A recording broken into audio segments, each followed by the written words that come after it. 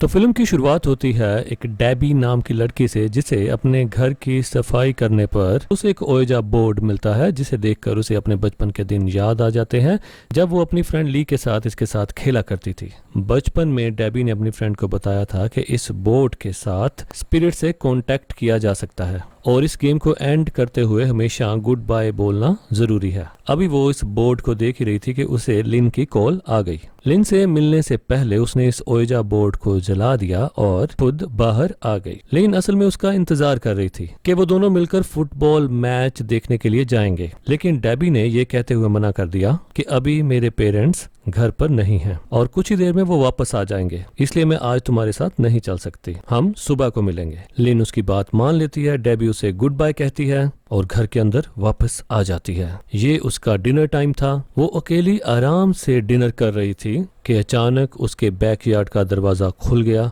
वो घबरा गई।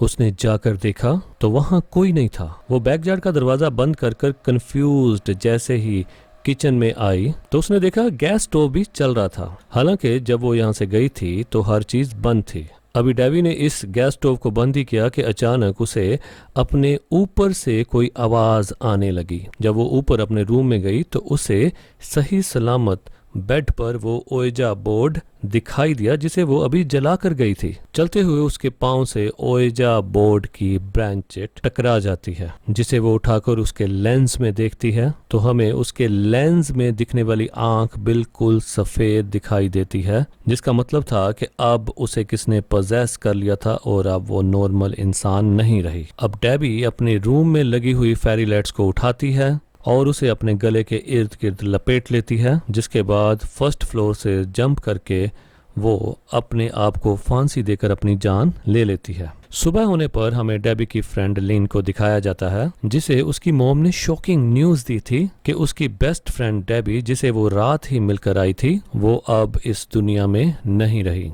इसीलिए अब लिन की फैमिली और डेबी के कुछ और दोस्त डेबी के पेरेंट्स के पास जाते हैं उन्हें हौसला देने के लिए। लिन बहुत ज्यादा डिस्टर्ब थी इस हादसे से। वो डेबी की याद में डेबी के रूम में जाती है जहां पर उसे ओएजा बोर्ड की ब्लैंचेट मिलती है। तभी यहाँ डेबी की मॉम भी आ जाती है जो लिन को एक बॉक्स देती है जिसमें डेबी और लिन की बचपन की कुछ यादें थी। लिन उन्हें लेकर घर आ जाती है और देखती है कि इसके अंदर उनकी काफी सारी पुरानी पिक्चर्स थी। इनके फ्रेंडशिप बैंड्स थे और कुछ वीडियोस भी थी, जिनको देखकर लिन पूरी रात डेबी को याद करती रही। और अगले दिन जब वो अपने स्कूल गई तो उसने अपने फ्रेंड से शेयर किया कि डेबी के मरने के बाद भी मुझे ऐसा ही लग रहा है कि जैसे डेबी मरी ही ना हो, वो मेरे इर्द गिर्द ही कहीं हो और मुझे लगता है कि जैसे वो मुझसे कुछ कहना चाहती हो। मैं उसे बात करना चाहती हूँ और बात करने का उसके पास एक ही तरीका था, वो था ओएजा बोर्ड। अब लिन अपनी सिस्टर सायरा और अपने फ्रेंड के साथ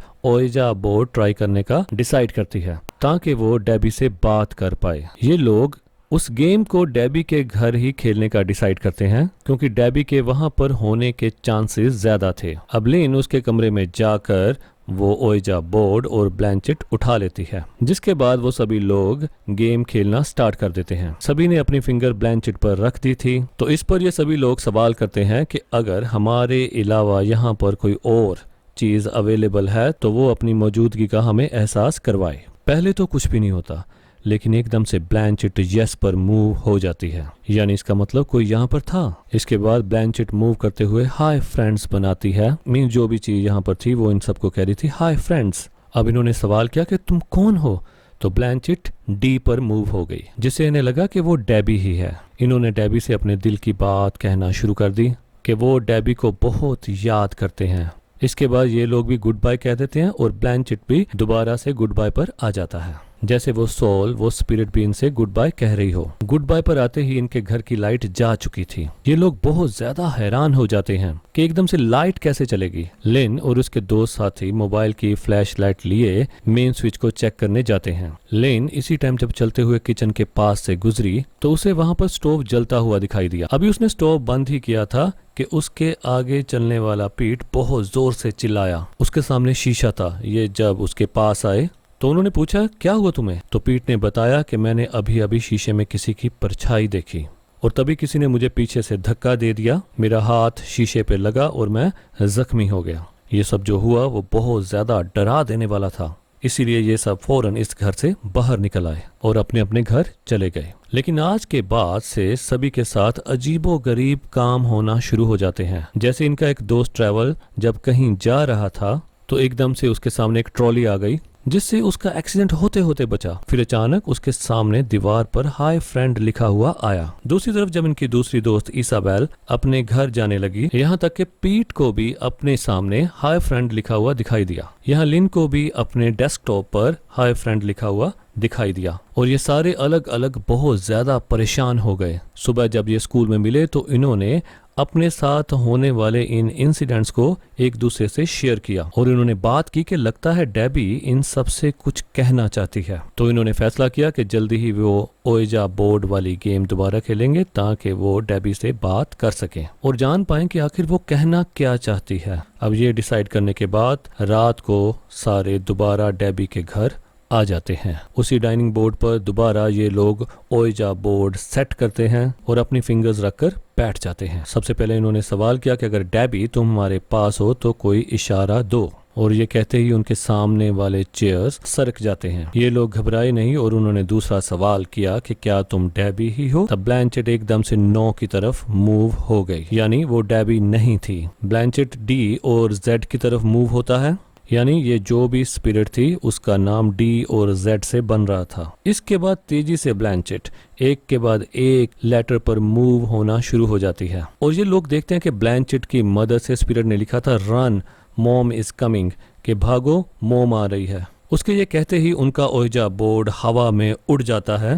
ये चारों चिल्लाते हैं और यहाँ से भाग जाते हैं। अब लिन घर में आ जाती है और लिन डेबी के लिए बहुत ज्यादा उदास थी। वो दोबारा से डेबी की वीडियोस देखने लगी और इन्हीं वीडियोस में डेबी ने एक बार ओएजा बोर्ड के बारे में भी बताया था। ये ओएजा बोर्ड असल में डेबी का नहीं था, उसे तो असल में ये एक घर से मिला था जो पुराने घर के ऑनर्स का था। उसे मिला था ये एटिक की सफाई करते हुए। इसे जानकर उसने ये फैसला किया कि वो अगले दिन डेबी की एटिक में जरूर जाएगी। असल में वो जानना चाहती थी कि जो सोल उनसे बातें कर रही है वो है कौन और क्या उसका ताल्लुक डेबी के घर में रहने वाले पुराने लोगों से तो नहीं। और अगले दिन वो एटिक में चले जाती है और वहाँ उसे पुरानी रहने वाली फैमिली की काफी सारी फोटोग्राफ्स मिलती हैं और यहीं से उसे ये भी पता चल जाता है कि पहले इस घर में जेंटर फैमिली रहा करती थी, जिनके बारे में जब वो सर्च करती है तो उससे बहुत शॉकिंग न्यूज पता चलती है। इस फैमिली में 3 औरतें थीं, एक मदर और 2 बेटियां, जिसमें एक का नाम डोरिस और दूसरी का पोलिना था। यहाँ पर जो कुछ भी हुआ था वो बिल्कुल नॉर्मल नहीं था। छोटी बहन डोरिस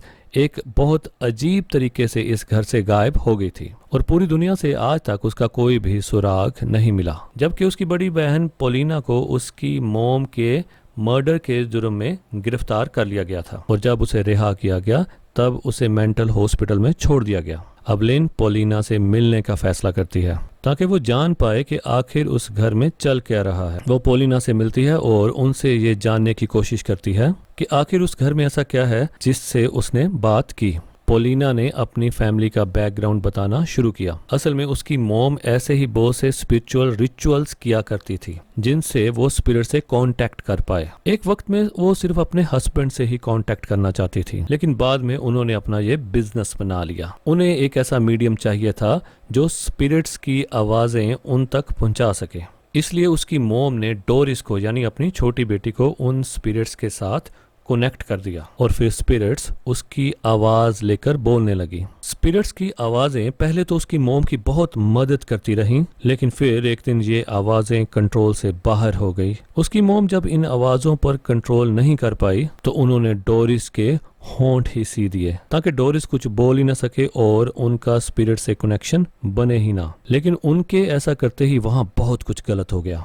डोरिस अजीब तरीके से गायब हो गई और आज तक उसका कुछ पता नहीं चला। अब पोलिना लिन को बताती है क्योंकि तुमने वो ओएजा बोर्ड को यूज किया इसीलिए तुम्हारा और डोरिस का एक कनेक्शन बन गया है। हो सकता है तुम्हें डोरिस की लाश मिल जाए जो बाकी सबको नहीं मिली। वो लिन को अपने घर में बना एक बेसमेंट का कमरा बताती है जो कि खुफिया था और किसी को भी उसके रास्ते का नहीं पता था। पोलिना को लगता था कि उसकी बहन की लाश वहां पर हो सकती है। पोलिना बताती है कि इन सब चीजों को खत्म करने का बस एक ही तरीका है कि तुम जाओ डोरिस की लाश को ढूंढो और उसके होंठों को खोल दो, जिसके बाद वो आजाद हो जाएगी और तुम लोग भी इन सारी चीजों से आजाद हो जाओगे। लिन घर आकर ये सारी बातें अपने दोस्त को बताती है। सभी लोग जो डरे हुए थे वो अपने आप को किसी भी मुश्किल में नहीं डालना चाहते थे, पर फिर भी वो फैसला करते हैं कि वो पोलिना के कहने पर उसकी बहन डोरिस को ढूंढेंगे और उसके होठों को खोलकर उसको मुक्त कर देंगे। अब लिन और लिन की बहन सायरा, ड्राइवर और पीट चारों डेबी के घर के अंदर उस बेसमेंट में चले जाते हैं जिसका पोलिना ने बताया था। इस बेसमेंट में जाते ही इन सब के साथ बहुत अजीब होता है। बेसमेंट में जाते ही लिन के अलावा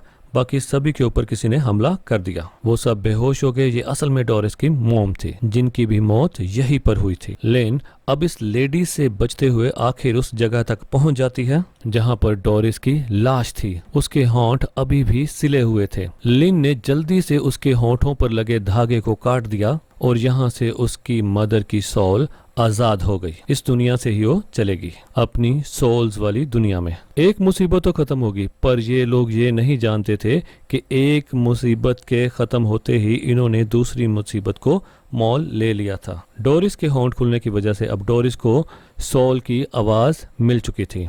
वो और भी ज्यादा ताकतवर बन चुकी थी। इस बात का अंदाजा उन्हें उस टाइम तो नहीं हुआ। इस बात का अंदाजा अगले दिन उन्हें तब हुआ जब डोरिस ने पीठ के होंठ भी उसी तरह ही सिलकर उसे पोजेस करके उसे मार दिया। अब लिन ये बात जानते ही जल्दी से पोलिना के पास जाती है, उससे पूछने के लिए कि ये सब आखिर हो क्या रहा है। जैसा उसने कहा था उसके मुताबिक उन्होंने सब कर दिया था, लेकिन इसके बावजूद भी उनका एक दोस्त कैसे मर गया। बिल्कुल उसी तरीके से उसके लब क्यों सिले हुए थे जैसे डोरिस के सिले हुए थे। तब पोलिना उसकी बात सुनकर पागलों की तरह हंसने लगी। उसने कहा, बस मैंने तो तुम्हारे साथ एक खेल खेला था अपनी बहन को छुड़वाने के लिए। तुमने उसका मुंह खोल दिया जिससे वो आजाद हो गई और अब वो आ रही है तुम सबको मारने के लिए। अब लेन बहुत ज्यादा परेशान हो चुकी थी। वो तो बुरी तरह फंस गई थी पोलिना के जाल में। और टेंशन में आकर वो अपनी बहन सारा से ये डिस्कस करती है और ये लोग अपनी ग्रैंड माँ से इन चीजों का हल मांगने के लिए चले जाते हैं।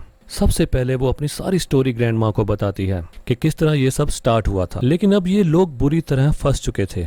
इन सब की जान खतरे में थी और ये इन सारी चीजों से निकलना चाहते थे। ग्रैंडमा बताती है क्योंकि उस ओएजा बोर्ड और डोरिस का ताल्लुक है, इसलिए ओएजा बोर्ड और डोरिस की बॉडी एक साथ जला देने से ये कनेक्शन खत्म हो जाएंगे और तुम लोग आजाद हो जाओगे। अब सब कुछ नॉर्मल करने के लिए दोबारा सायरा और लिन एक मिशन पर निकल जाते हैं। ये लोग डेबी के घर के बेसमेंट में आ गए थे अपनी ग्रैंड माँ का कहा हुआ काम करने के लिए, लेकिन यहाँ पहुंचते ही सबसे पहले डेविस ने ट्रैवल को पोजेस कर लिया और उसको मार डाला, जिसके बारे में लिन और सायरा को पहले पता ही नहीं चला। वो तो ओइजा बोर्ड को लेकर पहले नीचे गए। अब लिन जल्दी से फर्नेस चलाने लगी थी ताकि वो डोरिस की डेड बॉडी और इस बोर्ड को एक साथ जला सके, लेकिन पीछे से हमें दिखाया गया कि डोरिस ने सायरा को पकड़ लिया था और वो उसे उस खुफिया कमरे में ले जाने लगी थी जहां पर उसे मारा गया था। वो सायरा के होंठ सिलने वाली थी। इससे पहले कि सायरा मर जाती या उसे कुछ हो जाता,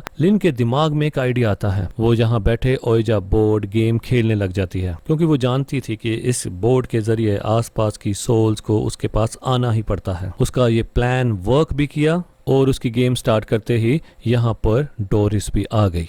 डोरिस इस गेम को बंद करना चाहती थी, इसलिए वो फौरन ओइजा बोर्ड की प्लैंचेट को गुड बाय की तरफ लेकर जाने की कोशिश करती है। यहाँ पर लिन पूरी ताकत से उसे ऐसा करने से रोक रही थी, लेकिन एक इंसान की ताकत एक गोस्ट की ताकत से हमेशा कम होती है और तभी यहाँ पर उसका साथ देने आ गई उसके दोस्त की सोल यानी डेबी की सोल। ये लोग दोनों तरफ से जोर लगाने लगते हैं कि ब्लैंचेट गुड बाय की तरफ ना जाए। जिस वक्त इन दोनों के दरमियान में उस ब्लैंचेट को लेकर लड़ाई चल रही थी, पीछे से सायरा ने मौका देखा और जल्दी से डोरिस की लाश को उठाकर फर्नेस में डाल दिया और उसी टाइम लिन ने भी ओइजा बोर्ड को उठाकर फर्नेस में फेंक दिया, गेम खत्म किए बगैर ही। और ऐसा करते ही डोरिस की आत्मा इस दुनिया से चली जाती है और ये लोग अब अपने मिशन में कामयाब हो जाते हैं। लेकिन इन्हें बहुत ज्यादा दुख था अपने 3 दोस्तों के मरने का। कहानी के आखिरी सीन में हमें दिखाया जाता है कि लिन जब अपने कमरे में थी तो उसे अपने कमरे में वो ब्लैंचेट दोबारा दिखाई देती है, जिसे उठाकर जब उसने इसके लेंस में देखा तो हमें उसकी आंख बिल्कुल नॉर्मल एक इंसानी आंख की तरह ही दिखाई दी, जिसका मतलब था कि अब सारी ईवल चीजें खत्म हो चुकी हैं। और इसी के साथ ये मूवी भी यहाँ खत्म हो जाती है।